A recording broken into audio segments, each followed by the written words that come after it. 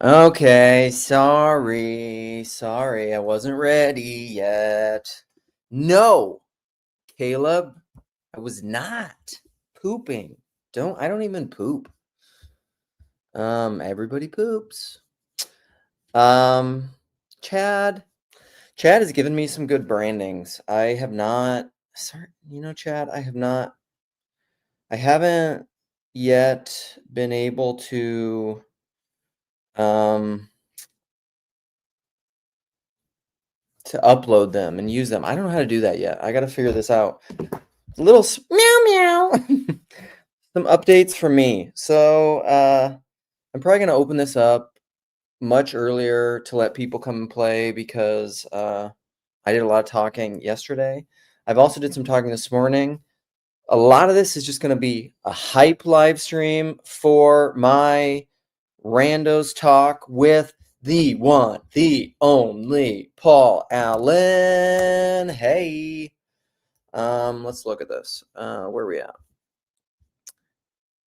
Yes. Let's share the screen. Here we go. Look at it. I'm in the exact same position. Unbelievable. So this is on my not live streaming channel. This guy. See this guy? Here he is. Paul Allen. I spelled your name wrong. Son of a buck. I gotta go fix that. I'm gonna go fix it right away. That was a mistake. Edit video. Here we go. Am I even sharing this screen? I am. Edit the video. Paul Al 1LAN. Boom. Fixed. Okay. Go check it out. It's on my just the regular videos channel. It was fantastic. I met Paul at Midwestuary. He's been, I think he's been on some PVK randos. I think so. Some of the boys in the Signal chat have already heard this morning, but I'm having a good morning. I had that Paul Allen chat. It was too short because I had a very limited window. Could only go from 6:30 to 7:30. I gave my daughters a ride. Normally they walk to school or figure their way out to school this morning, but it was -6 this morning. Right now it's -4. It's cold.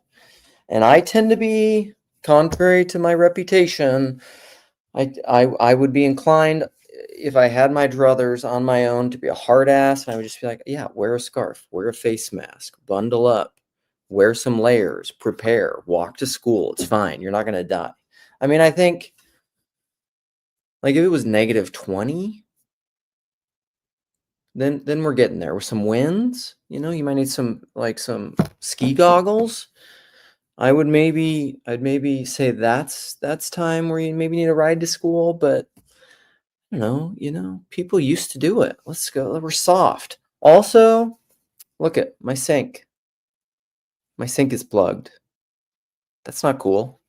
It's one of those things where, I'm having, this will be part of my preamble mosaic vision is it's part of my personal brand too, like you have a sink that's plugged, you're taking the kids to school, you're gonna make some sourdough bread perhaps, I'm gonna because I can't be outside today, so what am I gonna do? I make some sourdough. We'll see. I had to feed my starter this morning though, and in my sink I thought I had unplugged, took all apart the trap, tried to the hell do you call those things? Like a main auger, like a handheld auger. It's not an auger. Snake, like a little bit of a firmer snake. It's not like straight up industrial. It's not battery operated. It's hand operated. It's gross. And so I was shoving that down there. Got a bunch of this just like black nasty crap out of there.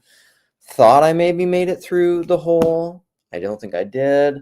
Now I have some like bio enzyme stuff in there trying to just slowly seep through there.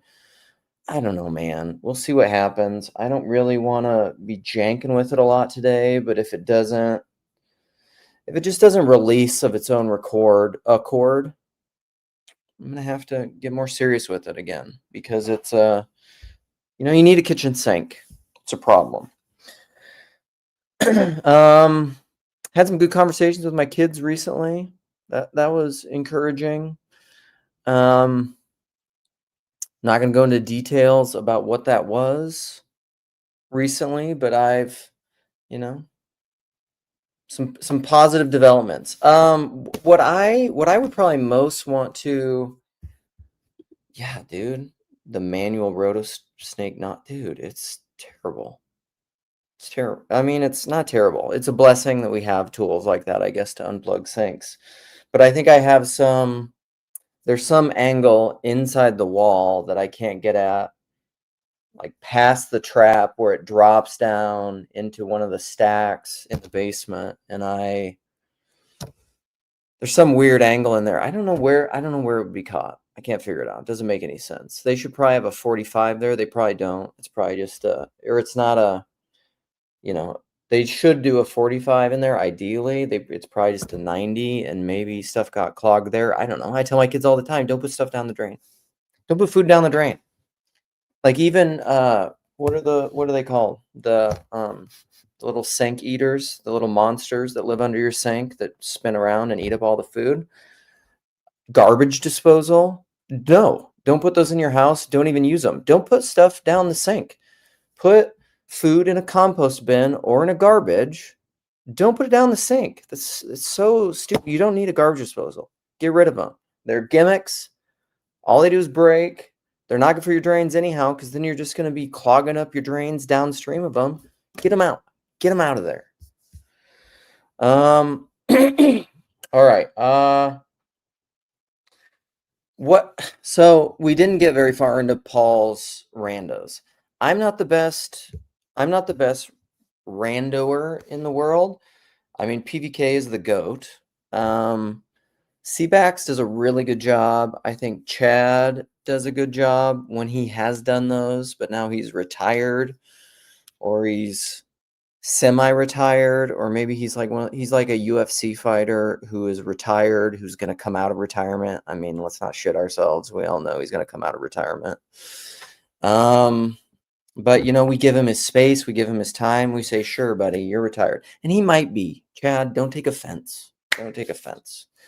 But I would not be surprised if he comes out of retirement for a huge comeback fight.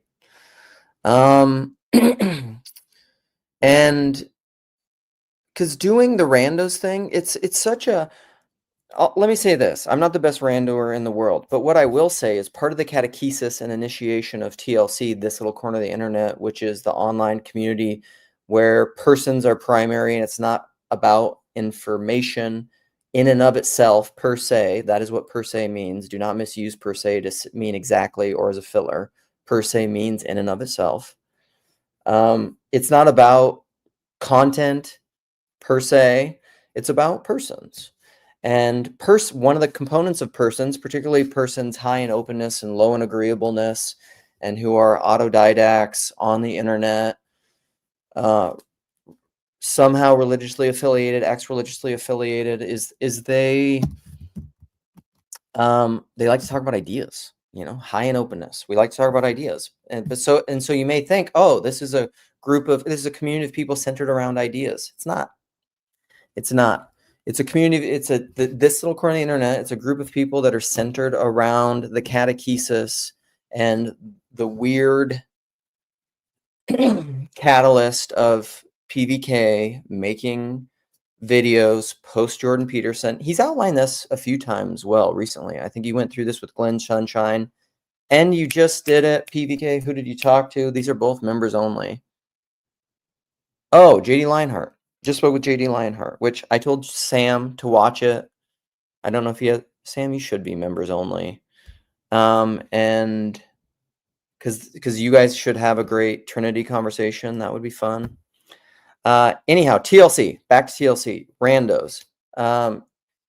PVK did the Jordan Peterson conversation, and then all of us started contacting him, and we all became friends and started talking to each other. And we became friends, and this community developed. And from that, Estuary has developed, and conferences have developed, and all this stuff has developed. But really, it's about friends talking and playing together, not just about ideas. And the heart of it, in my opinion, the heart liturgical catechetical, is that a word?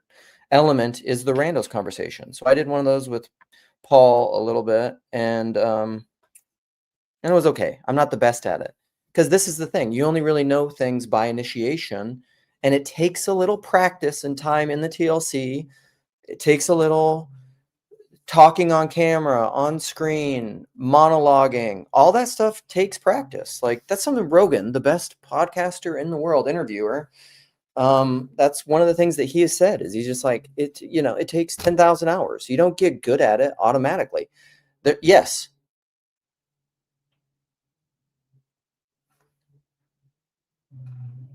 I think my son is vacuuming upstairs. What is going on? But it takes practice to get good at anything. Yes, may you have a natural acumen for something, or skill, or gifting, or athleticism, or whatever. Yes, but then you get better at it as you practice. So I think one of the things the TLC does is it teaches people how to have a conversation. And I'm getting a little better at it, but Randos, it's not my primary forte. Let's say that. One of the things that we did talk about in there, because we did talk about a lot of ideas in with his story, but that's part of why it's only a half Randos. And is a Randos ever somebody telling the totality of their story? Of course not. People are deep, I'm like Kate Winslet's grandma character we all are at the end of Titanic, when oops, just diamond necklace, oops, in the ocean. A woman's heart is a deep ocean, A Randos conversation is like, Karen Wong. What have you studied so deeply that you realize there's no bottom? People are that way. You're not going to get there, although it's a portal. It's an icon. A Randos conversation is an icon of a person's story and soul, and it's endless. And so we got into it a little bit. There's much more to talk about. However, one of the ideas that came up and I feel like I had a deeper realization of this. Are you vacuuming this morning?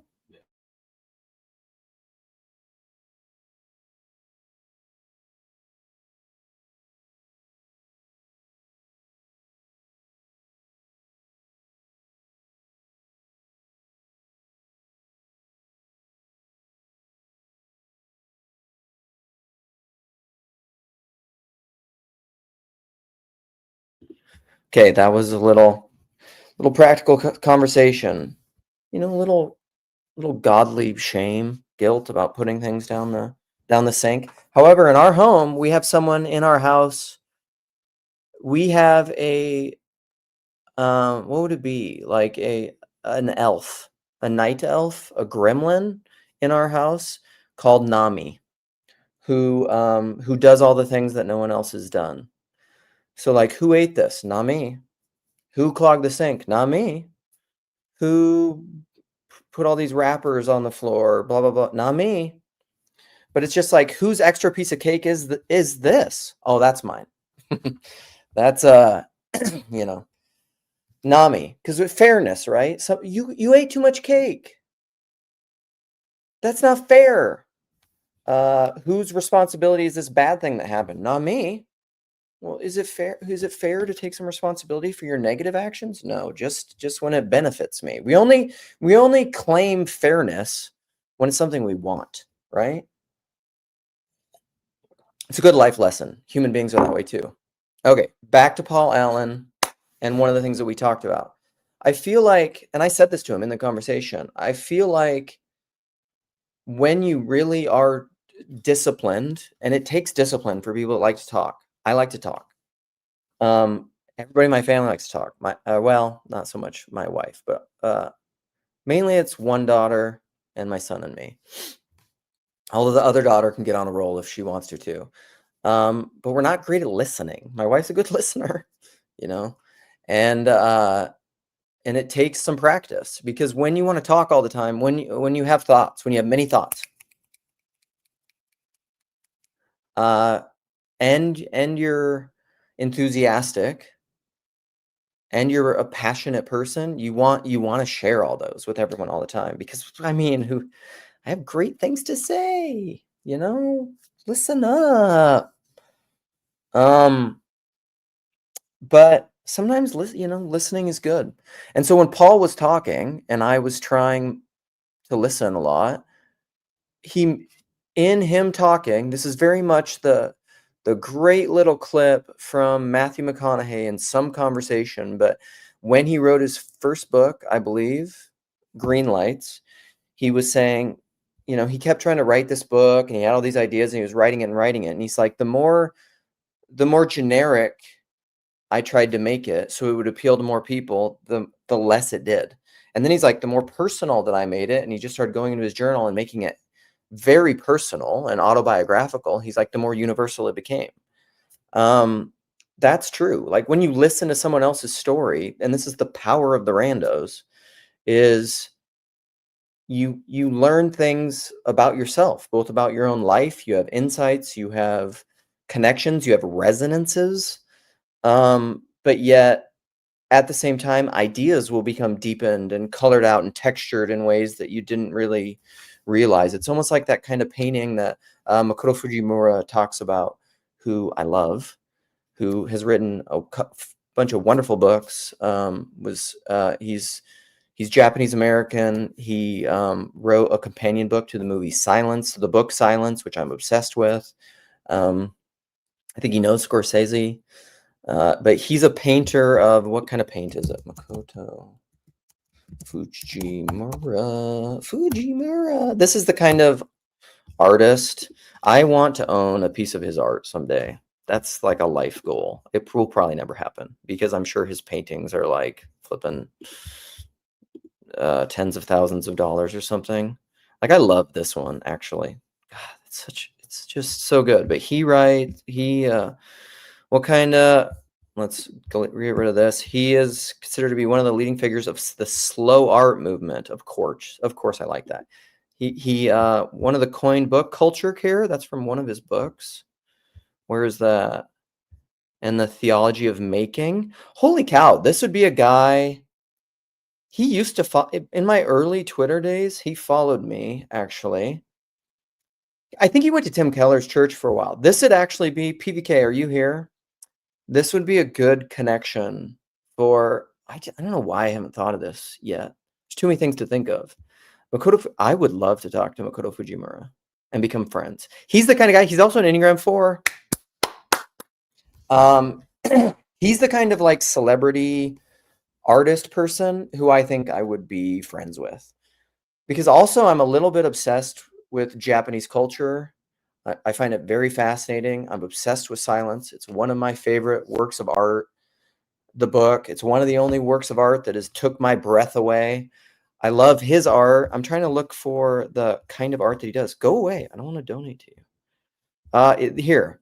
He uses the traditional materials of Japanese art, and Nihonga. Nihonga is a style of painting that typically uses mineral pigments and occasionally ink together with organic pigments on silk and paper. And you just like layer and layer and layer and layer and layer, and it creates all these kinds of texture. Okay, back to what we were talking about, texture.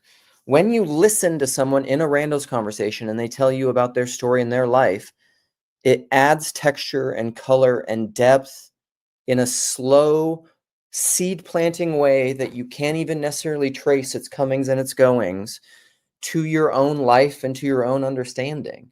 It adds in, it's the music of the inure. It adds in notes to the harmony of your own being.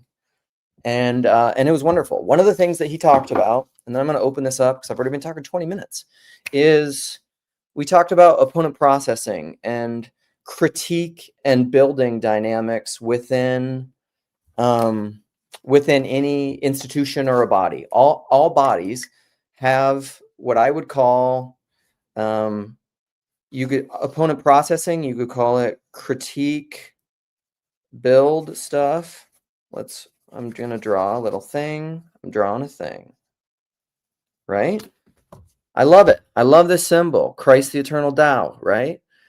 Order, chaos. You could also have it as critique, build, opponent processing. You could also have male, female. In order for any body to be living, a living sacrifice, this is fulfilling on the title, or a gift, there's that verse in the New Testament. It's like, give yourselves up as becoming a living sacrifice. You know what another way to say living sacrifice is? Jonathan Peugeot, henosis by kenosis, meow meow.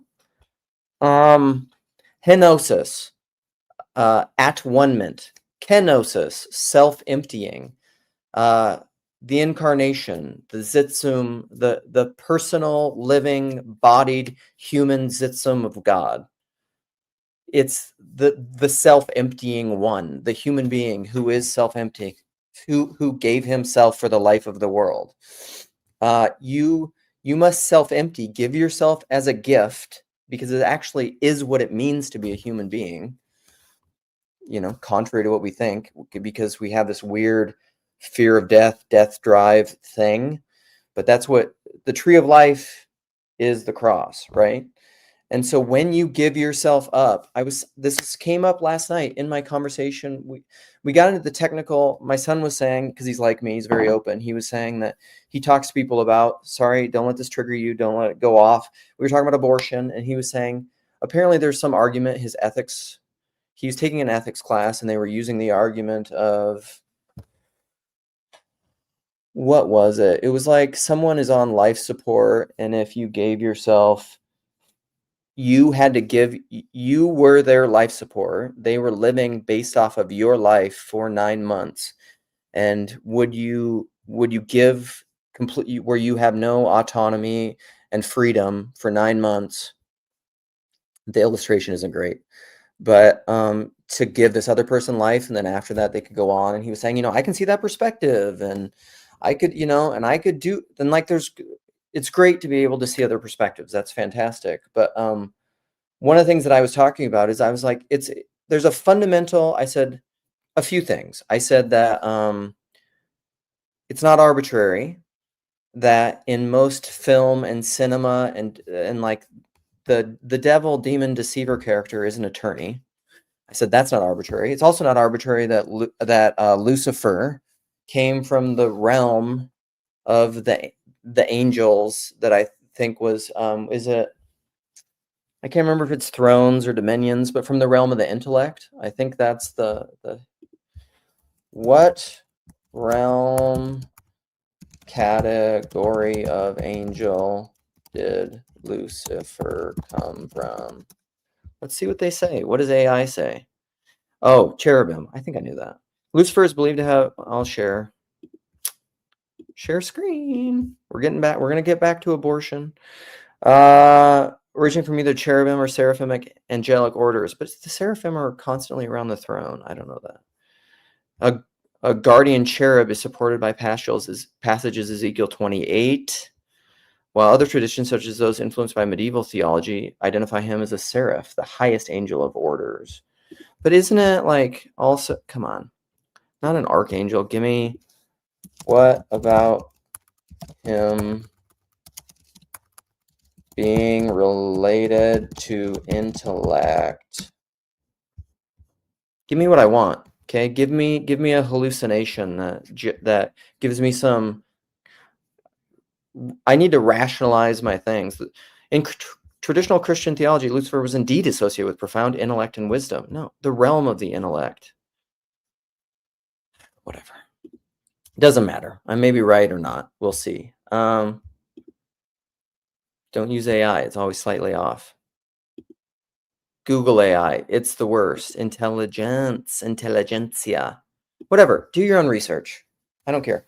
Because listen, get to we also talk about this. Models all the way down in the Paul Allen conversation, in economics, and also like research. What is research? What is evidence? What are all these things? Okay, I don't want to go down that path. But we were talking with my son, and he was saying he can see all these perspectives, and he was using this comparative. I hate counterfactuals. I hate non-existent theoretical things because they're too limited.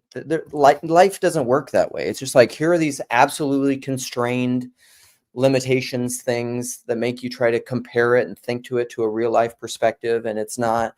It's a form of abstraction that I think is. I'll just say it this way: it's a form of abstraction and thinking where I think demons have a heyday with your mind. That's what I'll say. Um, and because I think that's where deceptions happen. I think that's the Christ and Antichrist, Mammon, flip, like Satan is the deceiver. And so he takes the good and twists it and deceives it to lead you down a wrong path where, like, what we're called to is obedience and faith, not leaning on your own understanding. The faith of Abraham, Isaac, Jacob, Jesus Christ. Entering unknowingly into the void in faith that Hashem, God, He who is trustworthy, and that's obedience. And so all that to say, as I think the obedience is that you think, well, I don't. I'm gonna stop talking about abortion because I want to talk about criticism and building. Building is creation. You're creating things, and I was just saying it just struck me last night in that conversation and in general that if you have a body, a culture, a nation, a family, pick your body, pick your body, pick anybody. If it lends more toward criticism and analysis and commenting or protesting, and Peugeot has made these kinds of comments before, then it is not generating life. It will eventually decay, and it's parasitic because it's not building anything. It's not doing anything. You need to be generating things or else it will die. If your birth rate drops below a certain point, your country, your culture, your nation, your city, your civilization will die. But have you read my No, I haven't. So critique, build. Like that's what I would say. It's also the masculine, the feminine, right? Masculine, building, feminine, opponent processing, criticism, asking the questions. Because if you do, here's the thing, and you need that. You need the people questioning stuff because there are problems. You have to have the questioner. Why is the snake in the garden? And yes, women are the demonic evil snake. And men are the good builders. Women bad, men good. That's what I'm saying. Clip it. But I thought the critique build part was really great. That could generate, that could be the seed of generating a whole new conversation. Also, I was kidding about the thing before, but whatever. And I thought it was fantastic. I'm excited to learn more about his life and hear more about his ideas because I mean he's got a lot of good things to say. All right, I think I should just leave it there and open it up, and we will see how long I go this morning. All right, someone's bringing me a package. I gotta go get it. You just threw it though, dude. Don't throw it. You can just set it down. Hope it wasn't something that could break. Okay, I'm gonna put this, post the link. I'm gonna go get my package. I'm gonna come back and I'm going to, what am I gonna do? I'm gonna hear myself talk, which is terrible, as I go in to pin the comment. And then I will come back and read comments. You can come in and play. And I don't know, we'll see. I'll be here at least a half hour, maybe another hour. We'll see. All right, I'll be back.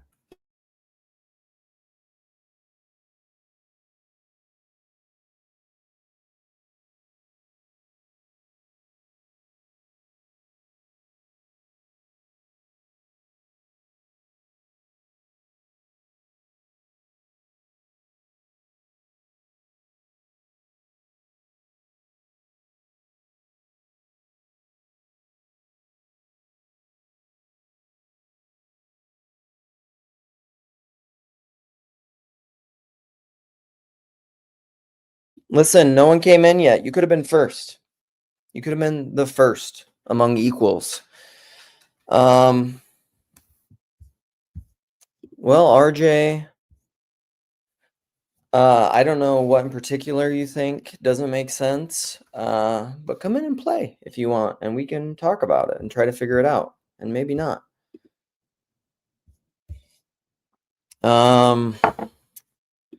Yep, Mark Parker, the serial killer. What are you, Chad? Are you serious? Oh, look at Chad is coming out of retirement as a writer, as a Substacker. Chad the Alcoholic .substack.com /P/I/can't-believe-it's-already-Tuesday. Look at who we got here. You came up in the Randos conversation this morning too. Did I? You were referenced as the what is his name in That Hideous Strength, the rationalist, but you were the opponent processing in St. Anne's. Interesting. What's his That's name? interesting. McPhee. McPhee. Yeah. McPhee. There you go. Yeah. All right. Look at Hey, Nate. Nate opened the floodgates. That's kind of funny because I actually think that like I'm the anti-McPhee. I mean, in ways, in terms of in the corner, because I kind of feel like the energy in the corner is often McPhee energy, right? Where it's really anxious to do something against the forces that are against us. Yeah. And I'm always cautioning that that's not necessarily the best idea. So that's interesting that someone would think of me as McPhee-like, because I don't think of myself that way at all. Yeah, I mean, I totally see what you're saying. I mean, Nate, like any person, like I was saying before, especially an interesting, brilliant. I haven't seen Lance in forever. I just go, hey, Lance, it's so good to see you, man. Listen. Sorry, Nebraska's season fell apart, but Raiola got hurt, right? So YouTube gave me my year in review, and the three things were theology, football, and barbecue. And I thought of you, Nate, and I would say I actually think Nate would approve of those three things. Yeah. Why does everyone, Lance? This is bullshit because everyone's been getting these YouTube year in review things, and I haven't been getting them. And then all the guys in the Signal chat were like, "Yeah, you're too old. You don't fit the age demographic. You're older than me. What the hell is up, YouTube?" Do you use your phone? It comes up when you open your phone app, the YouTube phone app. Yes, I do. Such a boomer. They don't know what to do with you, Luke. You're so weird that they're just that you broke the algorithm. But I do want to see so you just go into your own channel, right, in your phone? No, you just open the app. It just popped up automatically. It doesn't like you, Luke. It doesn't. It doesn't do that. That's total bullshit. Okay, but what were we saying? Nate is McPhee, but he's not McPhee. You interrupted my compliment to welcome Lance. I was gonna say anyone who's like a brilliant, well-read, empathetic, wonderful man such as yourself is not going to be easily summarizable with just like, a character like McPhee. But McPhee in the book is complex. McPhee is interesting. He's an interesting character, and I don't really mind being compared to McPhee. McPhee's cool. But I was just surprising considering that, like, I often think of it's what was surprising to me about it is I often think about that specific tension and the story. I think about that often because I often feel like that is the direction that the tide is wanting to carry TLC. And I envision us to have a more laid back approach. Yeah. Yeah. So. I mean, it's kind of, and that's what RJ was just saying in here. Like, how do you play a game with no rules and saying he doesn't understand it? It's one of those, the TLC is one of those deals where it's like, I think it's growth versus scale. It's also not machine mechanized. It's like anything that's naturally emerging and growing. You kind of don't know what it is, and the rules emerge as you're going. Hey, I'm gonna turn my camera off and switch my. I'm gonna switch my monitors really quick because I have my I had to get some work done. I spent last night in the ER, and I'm exhausted, so I ended up taking the Oh, day off damn. of work. Okay. But it was just a scare. It's actually fine. I'm just worn out from the ordeal. Okay. I had some lab work done in the morning, and my nephrologist was freaked out and wanted me to go to the ER and have it rechecked. But then when the blood was rechecked at the ER, everything was fine. So so there's nothing to worry about. I'm just worn out from it. Uh-huh. And I needed to take the day today. So I got an installment that I was working on sent off, and so I still have my work set up. So I need to switch my monitors so I can actually like look at you in the eye and not have to look up. Okay. Yeah, I want you looking at me in the Yeah. eye. Also, Yeah. Chad, I was going to share with everyone live my YouTube recap because Chad just sent me the link, but it doesn't do anything, Chad. There's nothing there. It just goes to my own page. So anyhow, whatever.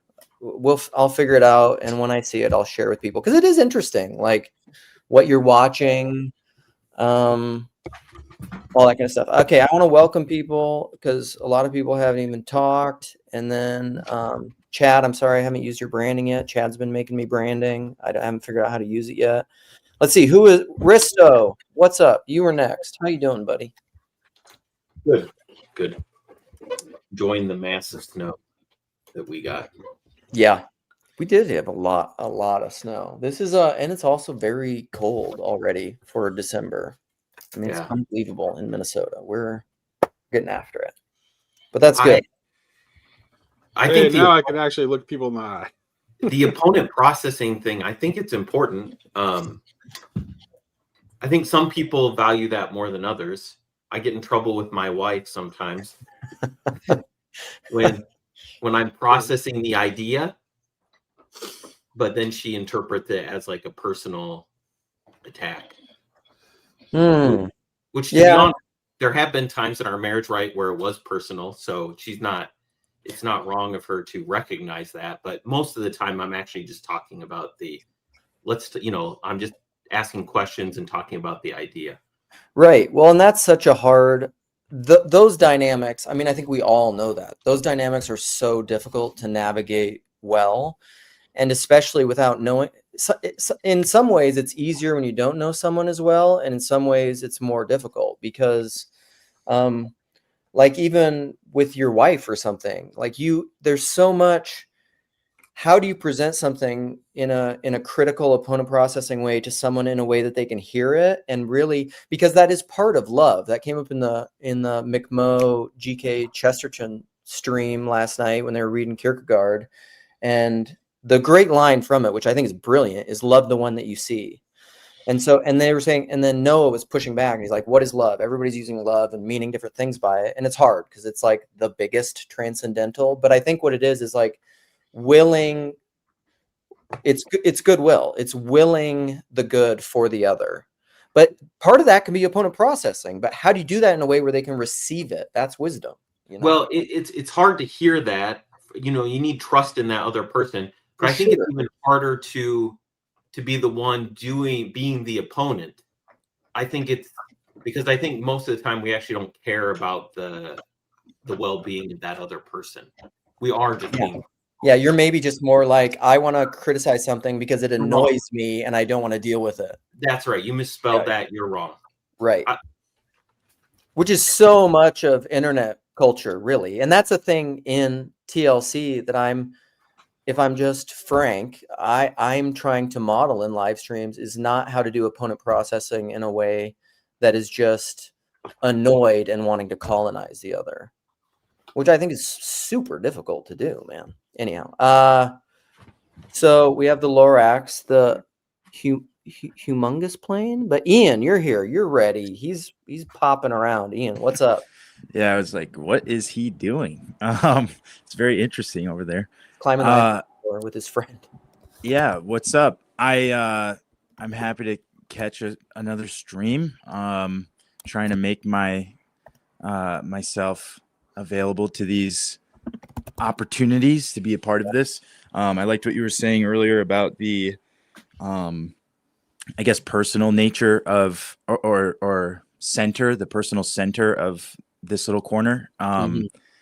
Because as someone high in openness, I am extremely idea centric, and I think that my experiences, well, not everybody's high in openness, like Right. so they kind of would rather just get an answer and move on, which is also very anti-personal. And so I think there's like two poles there, maybe, where you could just want things to be settled and not personal, and you want things to be open and not personal. But like Yeah. those would be the opponents, and then the processing would be relationship, something like that. But I had to step out because I was my sister came over with the kid she nannies. So anyway, I missed a little bit of the context, but Yeah. that's what I was thinking just Okay. recently. Yeah, I think that's for sure. And so part of that is I think the lack of hospitality and charity of the other in that very Kierkegaardian way, like loving the one who you see, like the person who's real, not necessarily like loving your Yeah. narrative vision of what you want them to be, because that's the colonizing impulse. It's like loving the person you see. Yeah. Yeah, the colonizing impulse is a good way to put that. Have you read The Way to Love or The Way of Love by Anthony DeMello? No. Oh, I recommend it extremely highly. Okay. I got onto it from Brennan Manning, but Okay. Tim Ferriss also is a huge DeMello fan, because I think in his book Awareness, he talks a little bit more about like depression, and that's something for Ferriss. But anyway, he's so good. He's like a Jesuit priest psychologist dude, so he's got an eclectic domain of expertise and pulls it all together beautifully in his meditative writings. But he talks about this idea of like really truly seeing people, and the way that your attachment to who it is that you want them to be gets in the way of actually loving them, because you're loving the idea of them. And so Yes. Who do you love? You're the thought of me. Yeah. So like the way that that sparked for me was just the reference, but then also as far as opponent processing, it's almost like you straw man the other person by trying to love this attachment of them. We do that like as Christians, evangelical Christians do that by framing like the nihilistic atheist or whatever, like, oh, you don't believe in anything?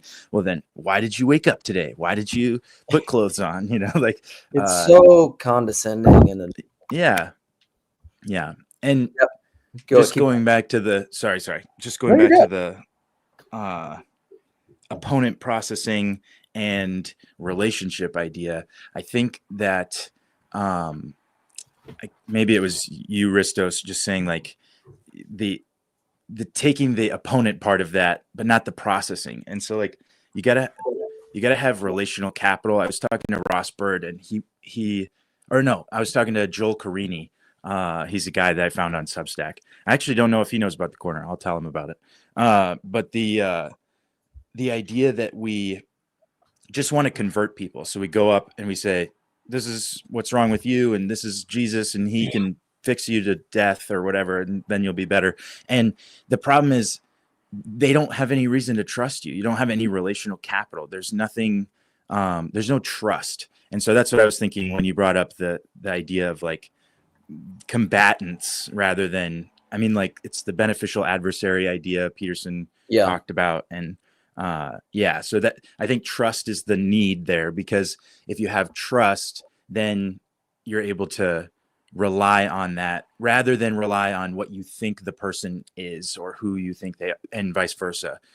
You rely on the trust that you have. Like, okay, I don't know what they are right now because they're coming at me with this opposition, but I trust that the opposition is beneficial.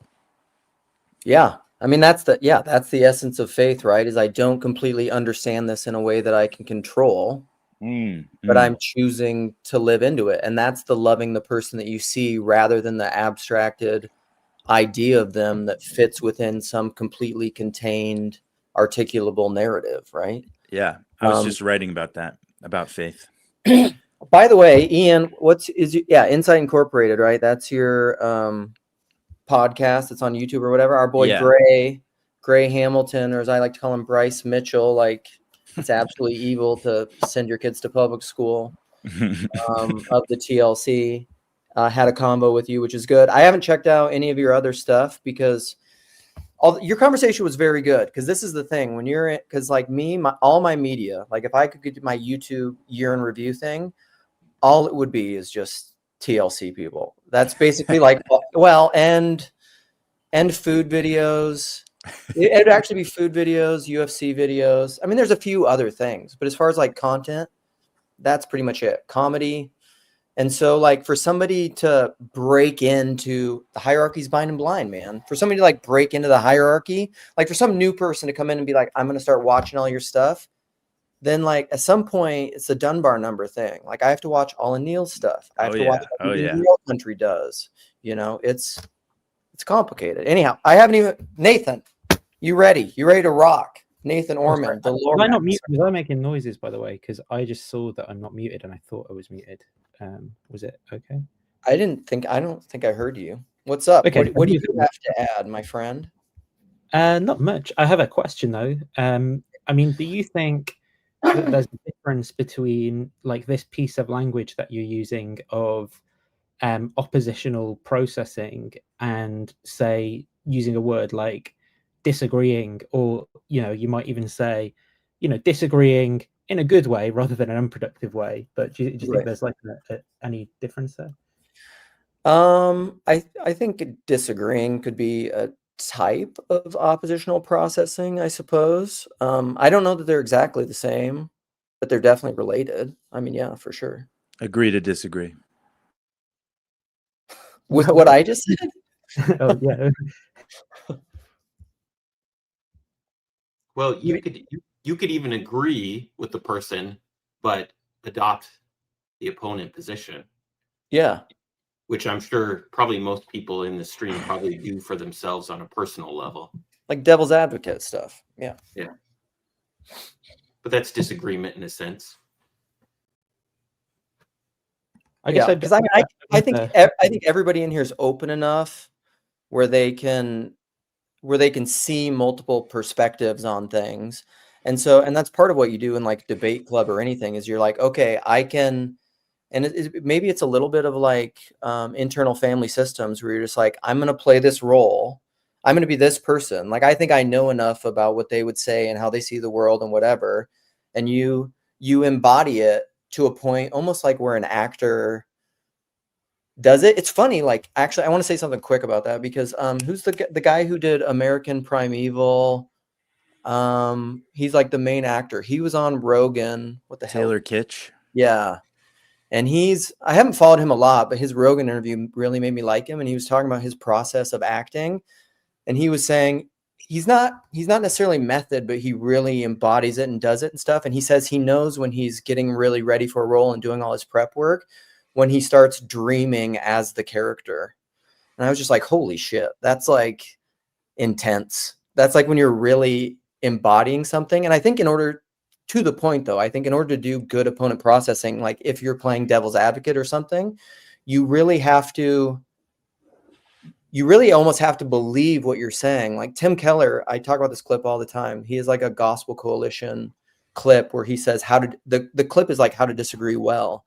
And he says, when you're disagreeing with someone, not only should you be able to articulate their position in a way that they will say, yeah, that's what I think.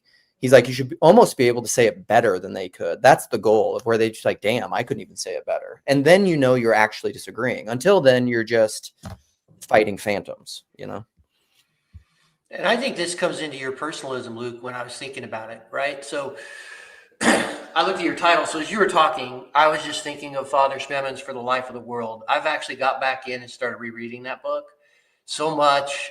Like I'm kind of coming back now to these things that I'm just going to hang my hats on. That's one of that, right? And to him, everything is a Eucharistic movement, right? And he talks about the fall is the world has fallen because it has fallen away from the awareness that God is all in all, right? And so when you think about opponent processing, when you think about all this other stuff, like everything is gift and Thanksgiving. Like we're supposed to transform the things of this world and offer them up as thanksgiving. Like Derrida talks about that, like the only response is God is gift. And then the only response to all that through revelation is just you give thanks, right? And so when I'm sitting across from another person, like we're talking about this opponent processing, and you think about, so I'm thinking about, well, how did Christ do this stuff, right? Like as he's being nailed to the cross, Father, forgive them for they know not what they do, right? Last night, I thought that Chesterton chill was really interesting because sometimes in his opponent processing, he was just silent and you needed to sit in your own stuff, right? Yeah. And there was no need to go out and point out. And then they were talking about Peter, why he asked him 3 times. And Sherry kind of came in. I think she made a good point, which is to take this thing and put it in front of them. See, people have to have their own self-revelations.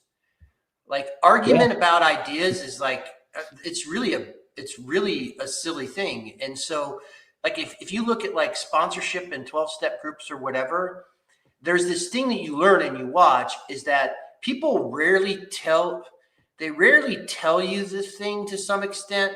You have to see the thing for yourself to come to your own revelation, to come from your own understanding of it. And so going behind the scenes, like the thing they're talking about isn't really important. What's the thing behind the thing behind the thing, Luke, to that person who's standing on the other side of me, right?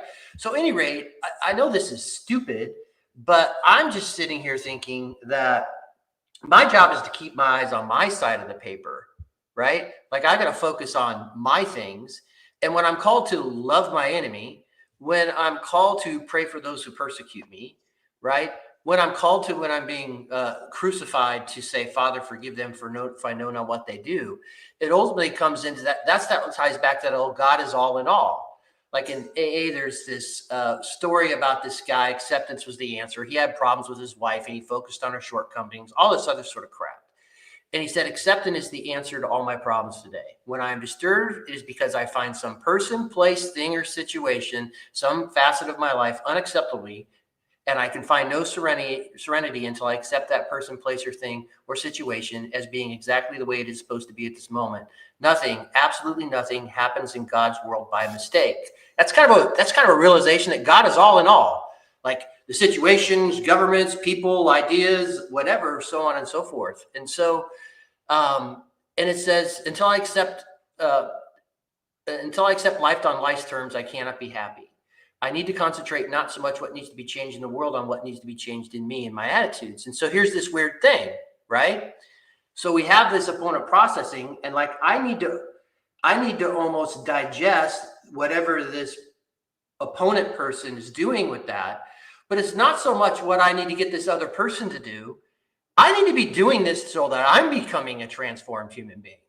And then what do I do with that to give it up to God? Like, okay, how do I take this situation, place, thing, whatever it is? And so, you know, and if God is your focus, and if God is all in all, and if all you're seeking is God's will in your life and the power to carry that out, things like that, then everything becomes, you know what I'm saying? So the opponent processing is just about how are you going to be transformed and not worrying so much about transforming others. But in that process, if you live that way, you will transform others, because people are going to be like, damn, you're different.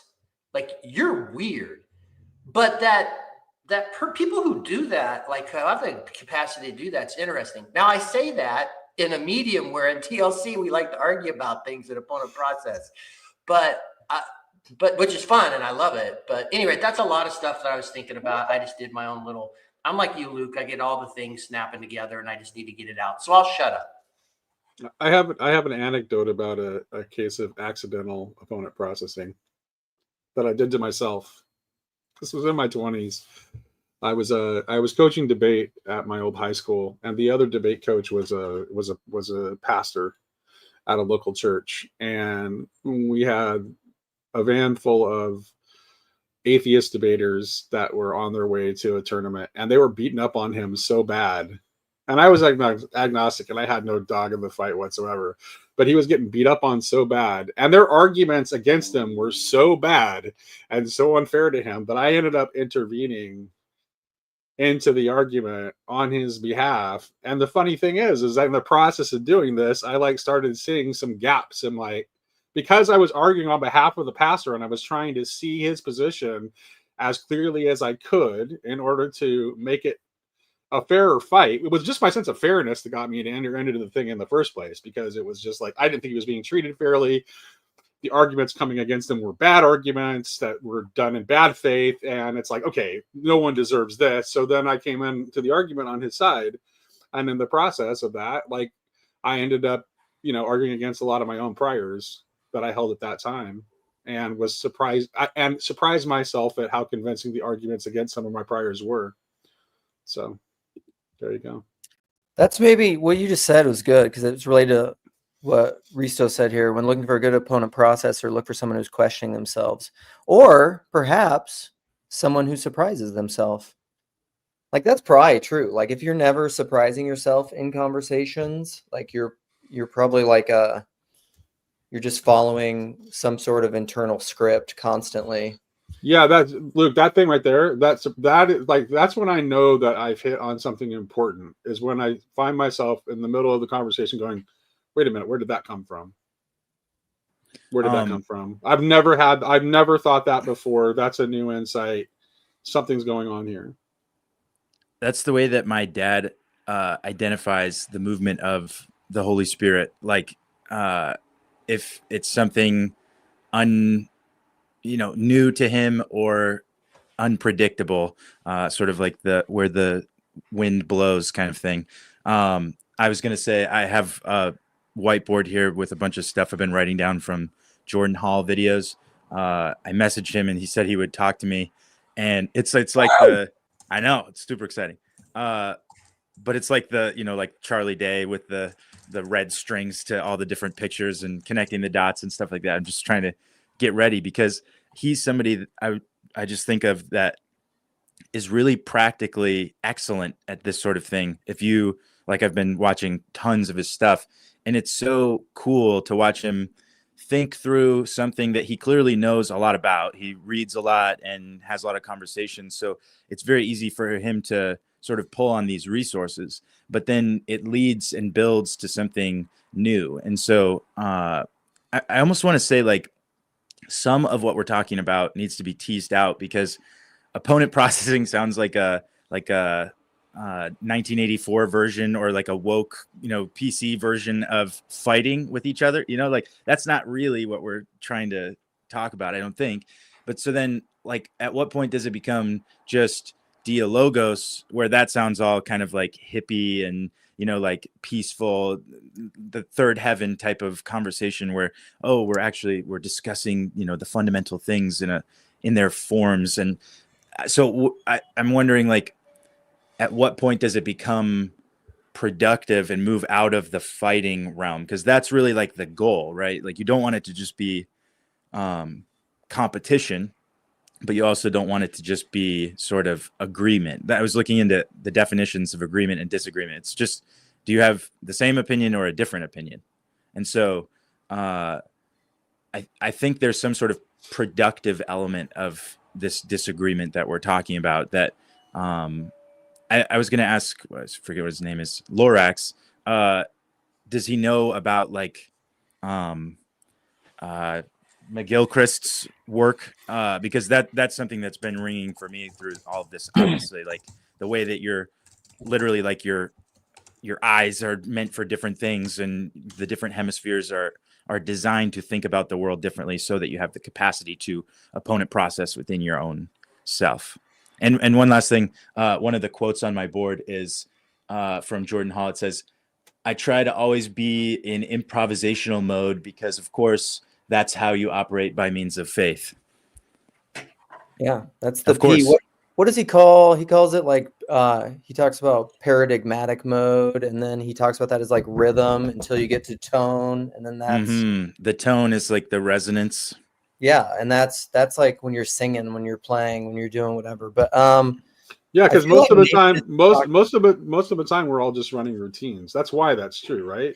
So it's like you have to be open to that spontaneity and that novelty, because otherwise you're just going to fall into running the same routines you do all the time. Well, and it's dangerous, right? Like because you could be open to these ideas outside yourself and end up running some bad code. So part of that trust is like, who do I allow access to the code of how I think about the world and engage with the world? And if I don't trust you, like if I trust you, you could get some bad code in there. You could influence me. Hopefully I do some still error checking, but like a programmer's not just going to like open up their code for anyone to go in and fiddle with. But that's like, yeah, but that's if you're building machines and we're building people. And I think that's the thing about TLC. Like Matt C made that great point in his like fruits and roots video, is that it's an agreeing an opinion. I think in TLC there's a faith and a trust. I think we really have gotten to the point, or at least I have, I'll say this, where like I couldn't care less if somebody agrees with me. Like I don't really, that's not my goal at all, is to convert people to my opinions. Like I don't really care. I think TLC would suck actually if it was that.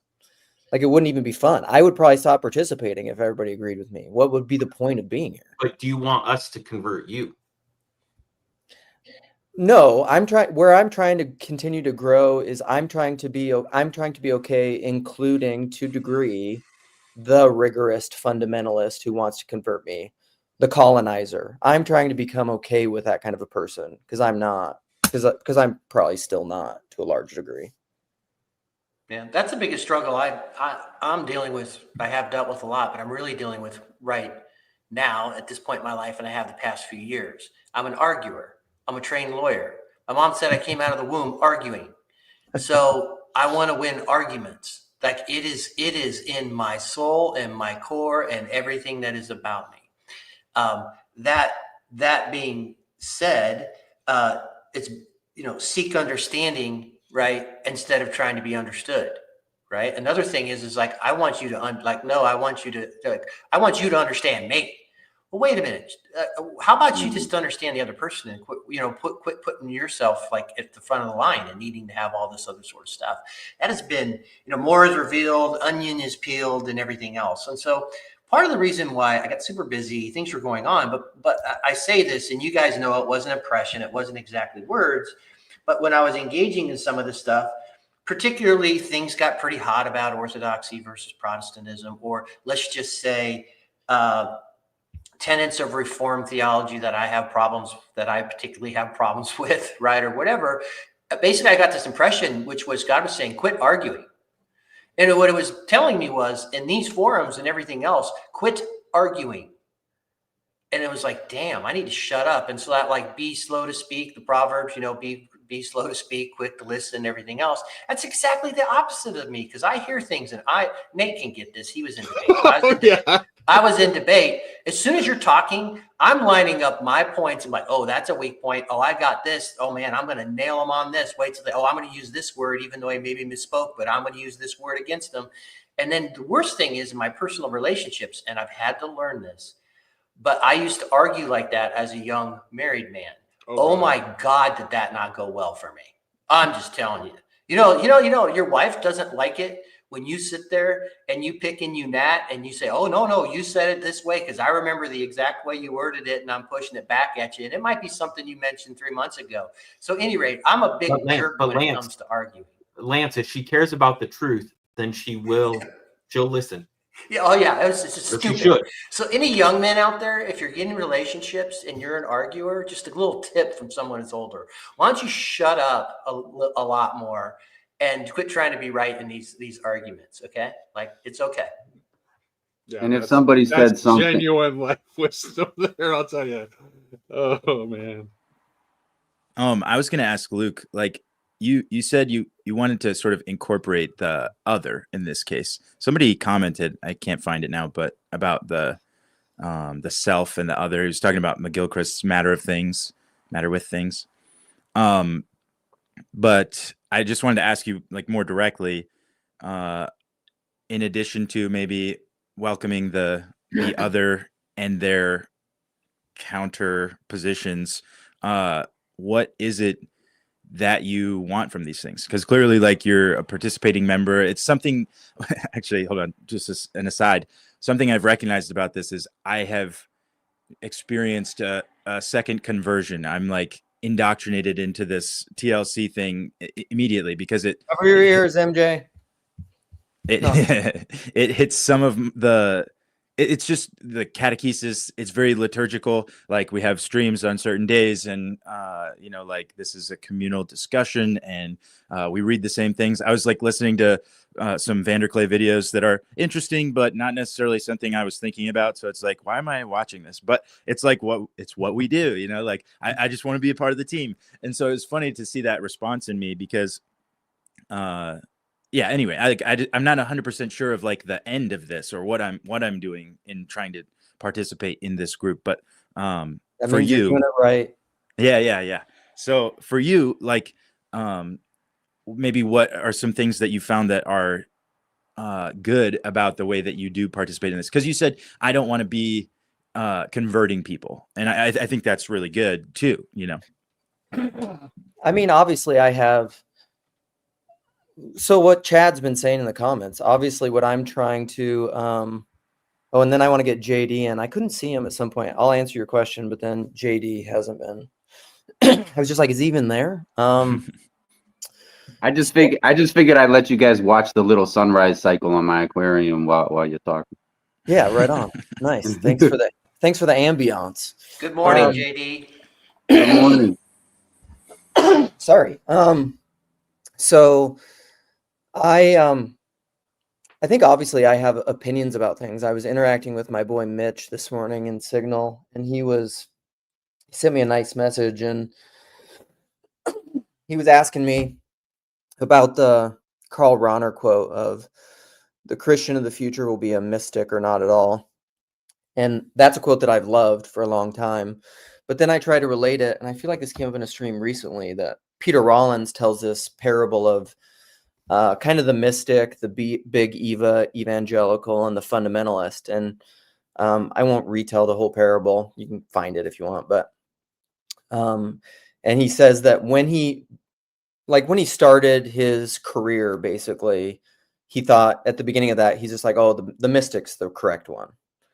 And that's very in line with the Karl Rahner quote. And then he's like, now he's gotten to the point where that's flipped on him with his new book that's coming out, which is like, I think the tentative title is something like Absolute Unknowing, Nothing Can Save Us, or something like that, which is, he's like a post-structuralist, Lacanian, Hegelian philosopher. I love the dude. But anyhow, he what I was saying to Mitch was that what I almost see myself as is kind of like a mystic fundamentalist, where like I have very strong convictions about things. Like I have very strong opinions. And but yet I also want to be open to the truth outside the truth I currently apprehend, because that's the only way that you can error correct and grow and repent and learn. And that's revelation. Actually, revelation is error. Jordan Peterson has a great section on that where he's talking about that. And so I don't like the fundamentalist, rigorist colonizers. Like there's all these people, and I have lots of people in my stream. I can start naming names and people who comment all the time who tell me what I'm wrong about and what I should be doing and what the TLC should be doing and all this kind of, and I don't like any of that.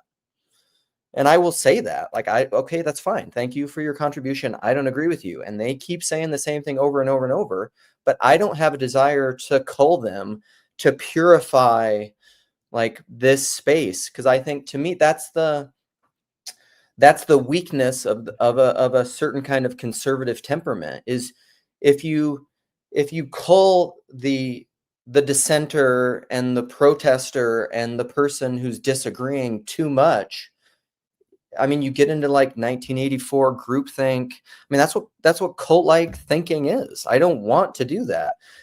So like the people who constantly say the TLC is a cult, I don't agree with you, but whatever, keep saying it. So where I'm trying to grow is to include those people to whatever degree that I can, while at the same time not having enough structure and rules and discipline myself and being a good host. That's just like, okay, I will welcome you into my home, but I'm also not letting you fucking just take over my home. So let me ask a question, Luke. Why, it's always fascinated me that, like, why do you think that those those naysayer, like, and every single part of this larger community has some people who are regularly present who fall into that category. So the question I have is, like, if they hate it so much, why do they keep showing up? Well, I mean, I have all sorts of. I mean, I love Peter Rollins and I love psychoanalysis, and I try very hard to not psychoanalyze people, but I would say they have some sort of unconscious jouissance that they are getting out of this. And I don't know what that is. I mean, I don't know why they're here. I say, like, if you're here and you're hate watching it and it's not edifying you in some way, stop watching. It gives you a dragon to fight. Maybe. That corrects the rest of the world. It's the getting out of your village and going to fight the dragon. Yes, yeah, but it can't be. It's got. But the thing is, it's the regularity with which they show up that makes me question that. Right? It's got to be something more than someone's wrong on the internet. It can't be just that, because I'm talking about the ones who are consistently present, despite the fact that they don't agree with anything you say, and it's never poking at something in them deep down. See, this is I probably it has to be, because it's poking at something in them and it bothers them so much. So the question is, when you're pissed off or irritated, if you're really pissed off and irritated about things people say or whatever, the thing to stop and say is, okay, why does that piss me off and irritate me so much? To try and understand in yourself, what is it? Or I want to distraction from. Yes. So I want to say one thing quick, and then I want to welcome JD, and then I think probably Nathan has stuff to say. So I just one response. Go to this, Luke, but I think, yeah. Go ahead. But I'll say that, like, I'm one of these people that disagrees and is turning up all the time. But it sounds a lot to me like most of you guys are more wound up than I am right now. Like, I'm just chilling, eating some. There was a little bit of a it's kind of like getting very riled up about these people. So. Anyway, it is. Thanks for coming, buddy. No, I want to really fight the impulse to psychoanalyze, because I don't know. It's an interesting tool, but I think the problem with psychoanalysis is you can start to believe your own analysis, and you don't know. I mean, a lot of that is projection. Like, you really don't know what's going on with people. So I just try to leave the ball completely in their court, because yes, maybe there's an aspect of the fighting the dragon. But in light of the Kierkegaard thing last night, loving is willing the good of the other. If you're fighting dragons online, I would probably guess that, like, you'd be more. What would be better for you is to fight. There's probably other dragons you should be fighting in your own life, and maybe it's a distraction from other dragons you should be fighting. 100%. That's probably what I would say. But like, I can't give you that, even if I'm right. I can't give you that gift if you don't want to receive it. So whatever, JD, what up, buddy? What's going on, guys? Hey, man. JD is you're the Starman guy. You're where I got that from. I've been referencing that ever since you sent it to me. I feel a little good every time I hear you mention it. I'm like, oh, I gave him that, Dude, it's so great. It's because it's like it's taking steel manning but making it personal. It's not centering it in the ideas. It's like centering it in the person, which I think resolves. It's like I like to call it reverse ad hominem. Yeah, for sure. And I came up with one now. I got one, and I think kind of a conversation you were having recently kind of reminded me of it. I was just playing around, but I have a new phrase called Tin Man. Yeah, I think I saw that. Yeah. And that's basically like, I notice we can do it to ourselves, but we can also do it to other people. And people can do it to us, which is like, you take like a view, like in The Wizard of Oz, a Tin Man could barely move, right? They're kind of trapped in this rigid body. And like, you take a view or perspective that somebody has, and you assign a prefab label to it, like a box that everybody knows. Yeah. Right? Everybody knows, oh, that sounds like this box, right? And then you place them in that label or that box. And then when they say something that doesn't align with that box that you placed them in because of that other perspective that they had. Right on. it seems like a contradiction, but it's only contradicting that label that wasn't actually the real true perspective of that individual human being. Yeah. Yep.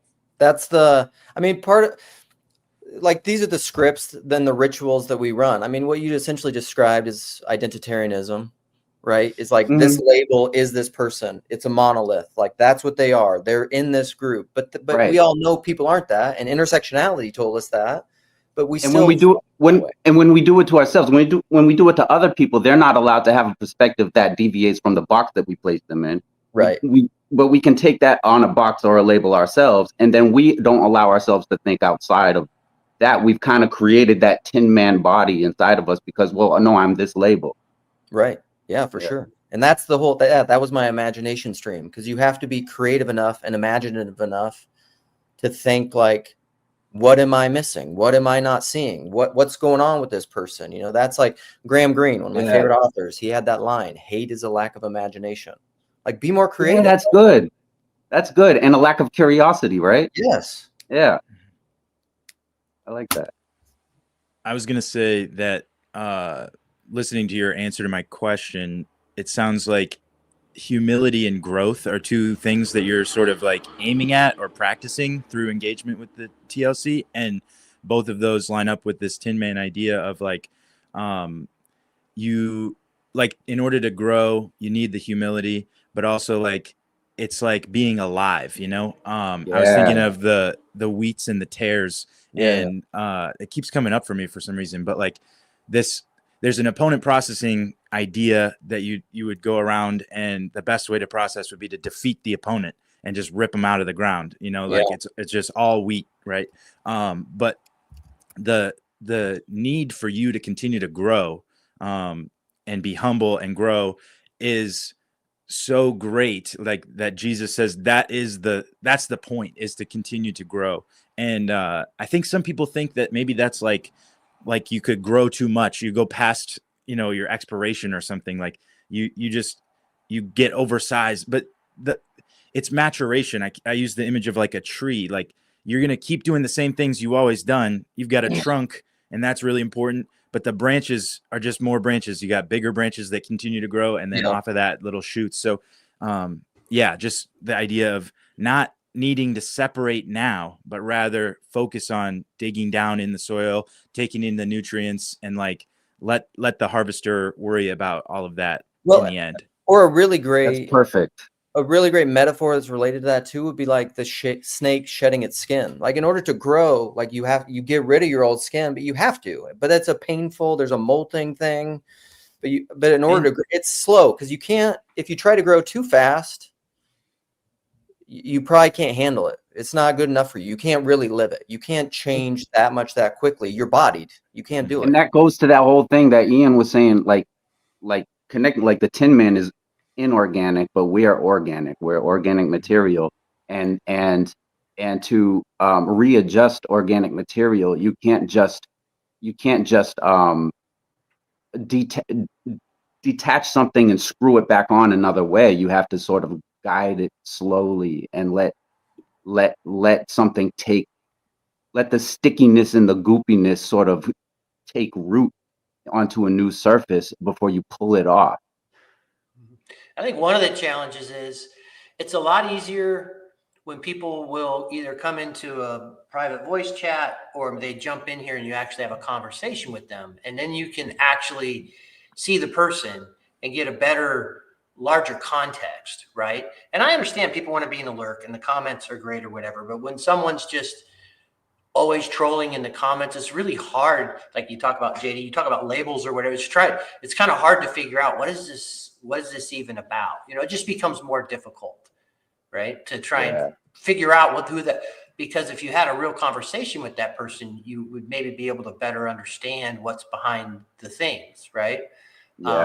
It becomes easier so we're in this interesting space where if you're, and I'm not saying there are a number of reasons why people would not come on YouTube that are entirely appropriate, right? Like for whatever reason. So I'm not saying everyone has to come out of lurk, but if you're just going to be that person that's constantly opposing in comment sections, it's hard to try and figure out, other than just to see the actions in there to try and figure out what to do, you know?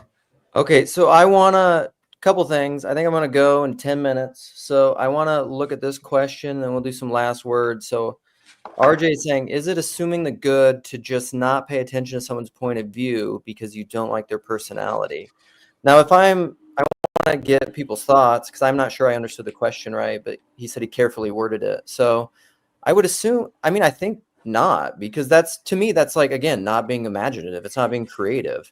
Like, just because you don't like somebody's personality, which is fine, we're not all going to like everybody's kind of personality, but to me, it would mean like you're not creative enough to get past that to see the good or the nugget or the baby in the bathwater of their personality. Maybe it's the first step, though, right? Maybe it's the first step for a person who maybe is like, because we all sometimes lack an imagination, or like sometimes we're all like, yeah. And so maybe it's like the first step is to what they're before a person, if you're like that, or if you're really being challenged by somebody, maybe the very first step is to, I'm not gonna pay attention to something that makes me assume the worst of somebody because their personality already irritates me and grates me. So you know what? I'm going to set aside what they just said and see if like just having a little bit of stillness on my opinion of them can allow for something better to ferment in time. Yeah, right on. And I think Al's point here is true. Like, it's kind of the same idea of canceling an artist or their ideas or something. Like, you stop listening to R. Kelly and Michael Jackson just because of, like, there's some bangers. You're not going to listen to Billie Jean. Okay. Kanye. I only ever liked one R. Kelly song, and unfortunately, like the chorus of that song now sounds really creepy. Okay. Yeah. All right. I wasn't ever like a crazy R. Kelly song, but he could sing. Yeah. That whole Down Low song just sounds different now. So I can't listen to it. Yeah, I wasn't ever big into that world. Every once in a while I find myself in a particular area where there's like a culture of a lot of like old school R&B, and it's like playing on a Pandora channel or something. And like there's songs that come up that I know, some old ones. I grew up in Western South Dakota. It wasn't like the center of R&B culture, but there's some that come up that I know. But then sometimes I'm like listening to the lyrics, or like an R. Kelly song will come on, and I'm just like, damn, I guess we're just letting this play. All right. Well, rest in peace, D'Angelo. As far as I know, he wasn't. He there's nothing I have to worry about listening to him, and he was great. And I've personally just been on a massive Bjork tip lately. Okay. Yeah. All right. You're a music head. You need to get in on one of these TLC music conversations. Let me know when it's happening. I'd love to. Yeah. All right. Chad's a big one with that. If he comes out of retirement, who else does music streams? Anyhow, all right. Last words or any other points on RJ's comment? I think the most important thing regarding opponent processing is, and this is the thing that really we don't end up there very often, is, am I being a good opponent? Am I being good faith? Do I care about the other person? Am I being helpful for the other person? And Lance had mentioned it earlier. I think a lot of times our default way of approaching it isn't that way, but I see Lance embodying it very well, like practicing that discipline of doing that. So I think we're always concerned about the other person, the opponent, and are they doing it well? But I think I got to start with, am I doing it well? Yeah, that's great. I will affirm. Listen, Lance knows he affirms me. He's the best affirmer of me in the corner. So I'll affirm Lance because my first exposure to Lance, the infamous time in the Discord chat room, he came in and started doing some like pastor preaching stuff. And which like bothered the shit out of me. He came in just like preaching, and it bothered me. And so, but instead of like just going after him with my first percentile politeness, I just asked. I was just like, what's your deal? Are you a pastor? What's going on?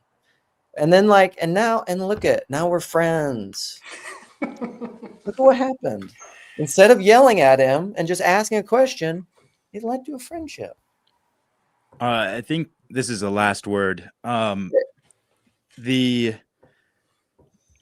idea of like dialogos, if you take the logos to be like the creative word, constructive, productive, those things go with like the growing and the fruitfulness kind of ideas that we've been talking about.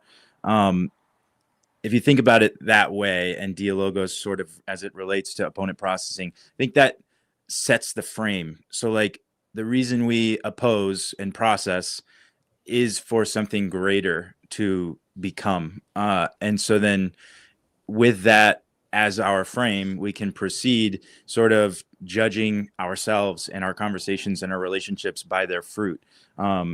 Because when you have sort of like stalemate opposition and it's not producing anything but hate, then what was that line you had, Luke? Hate is Hate is the lack of imagination. Yeah.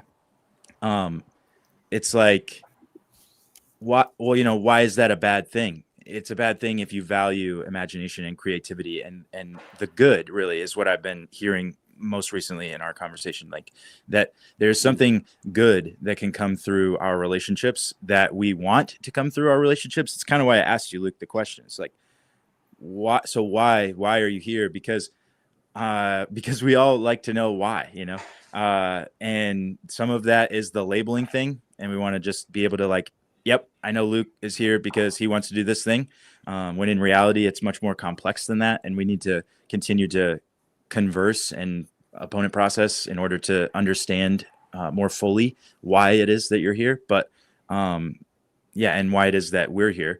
But yeah, that's it. Just that we are pointing towards something greater. We're building something greater, and that's the goal. And so then you can judge your process and your opposition via that goal. Nice. Good word. Thank you. I appreciate that. Who wants next?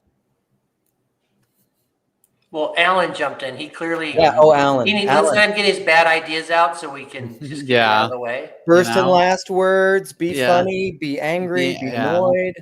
Yeah. Well, I really lack of imagination, Lance. So, the only thing I'd add is, and this jumps off of what we were just talking about, but if you look at, like, I'm not a huge MMA fan, but the little I do know of Brazilian Jiu-Jitsu was like really powerful in the beginning, the very beginning of MMA, and it was like a fighting style that really took over, but has taken a back seat in a lot of ways from what I've seen. It's practitioners are not winning as many belts as sort of this new style of MMA has developed, of MMA fighting, in terms of incorporating, standing game, ground game, all these different elements of it. And it's like, I think that's much closer to what we're talking about, of it's an exchange, it's an interaction, and that these are open-ended problems rather than closed system problems of like, we like to think of like, oh, 2 + 2, what's the answer? Like, there can only be one answer, either you think it's 4 or you're an idiot. And whereas like, this is much more like, if you are a practitioner of jiu-jitsu, you could say, oh, I'm the best or smartest, I'm the best or smartest jiu-jitsu, practitioner of MMA. Whereas now that sort of position's been stolen from you because you weren't able to update or adapt and move along with what's going on in the dialogue, and what people are talking about. And so I just think that helps, like, this discussion of like, no, it's just zero sum. There's one answer and we just need to get to that one answer. And we're all either have different answers or different ways to that answer. Whereas like, it's much more of the, to use vernacular language, the reciprocal opening. Like, more answers and more end states are becoming possible through the process that we're engaging in. Nice. Well said. Well said. Not even angry. Who's next? Oh, I'm angry on the inside. I'm always angry. I'm putting, while someone volunteers, you made me think of this quote. In times of change, learners inherit the earth, while the learned find themselves beautifully equipped for a world that no longer exists. You gotta, The times they are changing. You got to roll with the punches.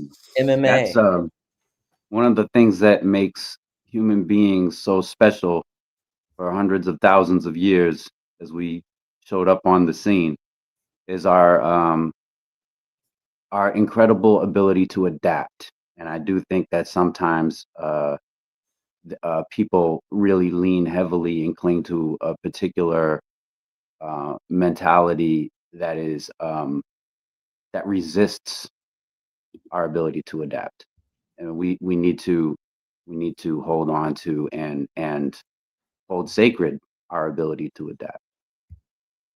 Word. Thank you. Nate, Risto, Lance.